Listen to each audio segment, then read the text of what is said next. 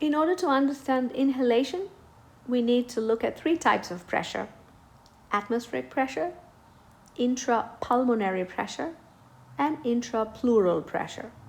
Here are the trachea and lungs, the pleural membrane forming the pleural cavities around the lungs. Atmospheric air is the air that's coming in, and the pressure of atmospheric air is usually the same at sea level, unless you move up to a higher altitude. Intrapulmonary pressure, on the other hand, can change with every breath depending upon the position of the diaphragm and the rib cage. Intrapleural pressure is always maintained lower than intrapulmonary pressure. So during inhalation, atmospheric pressure should be higher than intrapulmonary pressure. And intrapulmonary pressure must be higher than intrapleural pressure, so that air can move down the gradient from the outside to inside, because atmospheric pressure is higher than intrapulmonary pressure. In order for exhalation to occur, we should take a look at the three types of pressure again: atmospheric pressure, intrapulmonary pressure, and intrapleural pressure. Here, the intrapulmonary pressure must be higher than atmospheric pressure, and this is because air moves down the gradient, so it's higher in the pulmonary and lower outside. Atmospheric air, however, always maintains the same pressure at sea level, but the intrapulmonary pressure can be changed by the position of the diaphragm and the rib cage. Intrapleural pressure must always remain lower than intrapulmonary pressure, or else the lungs will collapse.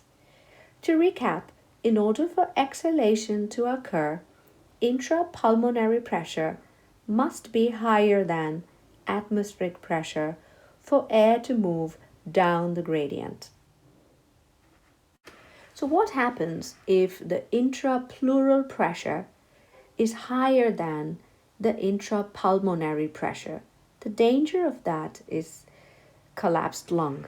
Another name for the collapsed lung is a pneumothorax. Pneumothorax. Thorax meaning chest, and pneumos means air. So air has entered the chest cavity, and as a result, the pressure inside the intrapleural space has increased, and it is higher than intrapulmonary pressure, and that has caused this lung on the left side to collapse. Another kind of lung collapse can happen in neonates. In some neonates, the lungs are not fully developed. As a result, the surface tension inside the alveoli tends to be high. This high surface tension causes the alveoli to collapse when the neonate tries to breathe out. So what is surface tension? Surface tension is the property of water molecules to be sticky and form a tight layer. So pure water can form a tight layer over a surface. And this is because the water molecules like each other and they're very sticky. This layer is so tight that even an insect can walk on water. So imagine this insect is walking on water. Now, if you were to add some soap to this water, the soap would get into this layer of water between the water molecules, and as a result, the surface tension of water decreases. That is the effect of soap on water. And it's so low, the surface tension, that this layer is no longer maintained, and these little insects might even fall in. So in order to understand what all this has to do with alveoli, we need to talk about bubbles. So let's take a look at bubbles. Let's imagine that these are small bubbles made out of pure water. This is pure water and these are bubbles. Now, we all know that bubbles made out of pure water don't last very long. They burst because the water molecules that like each other, they try to stick to each other and they release the air inside. So they don't last very long. If you were to use pure water to wash your clothes will just get rinsed, but they won't get cleaned. The reason is that water molecules like each other too much and they don't enter the fibers of your garment. However, if you were to add soap, let's add some soap to this and you create large bubbles. And these large bubbles are basically water plus soap. What soap does is that it gets in between the water molecules and creates a larger bubble and a longer lasting bubble.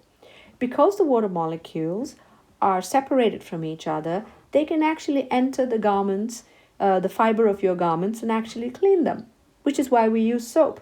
Soap by itself cannot clean. All it does is that it separates the water molecules so the water molecules can actually get in and clean your fibers. So now if you were to imagine alveoli to be a bubble, we want the alveoli to be large. For the alveoli to be large, they need surfactant. Surfactant is a chemical that's produced inside the alveoli. So let's imagine this to be an alveolus. So this surfactant keeps the alveolus nice and big and expanded so that when you breathe in and breathe out, the alveoli do not collapse like a bubble. So more soap, bigger alveolus, and more soap, lower the surface tension. So the most important thing we need to remember here again is that the surfactant lowers the surface tension of water inside the alveolus, lowers the surface tension in the alveolus. The mucociliary escalator is found along the trachea. Its job is to remove the dust particles or smoke or other toxins out of the lungs and towards the throat where you can cough it out. So this is found along the lining of the trachea. We've already seen the lining of the trachea. So let's draw the pseudostratified columnar epithelial cells. So we have the cilia here. And you might have a goblet cell that releases mucus. So here are the cells. And these cells, they produce mucus. So this mucus that's running here carries along with it all the junk that we breathe in and we want to take it out of the body. So we don't want this to reach the lungs.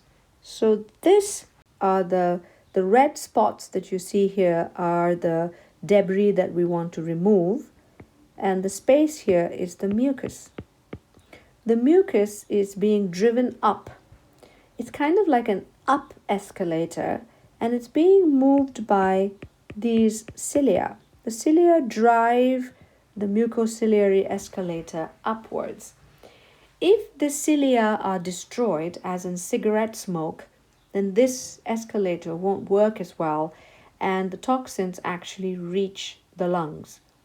In people who suffer from a condition called cystic fibrosis, the mucus is not smooth and watery, so it moves easily. It's actually the opposite. It's extremely sticky and it doesn't move, and it's gummy and sticky and doesn't really move.